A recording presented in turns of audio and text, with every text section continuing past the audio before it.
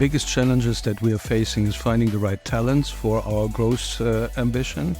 driving digitalization in a way that it really adds value to our business,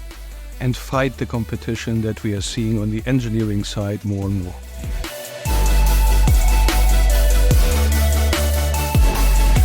For future efficiency, we drive AI big times in order to analyze all our data automatically, especially since we are struggling finding the right technical experts to do that for us on a daily basis.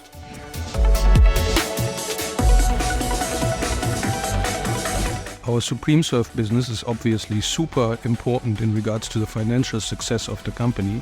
but even more so when it comes to customer retention and customer relationship. This is why we heavily invest into our digital processes to make them faster, more efficient, and straight to the point whenever the customer wants anything from us.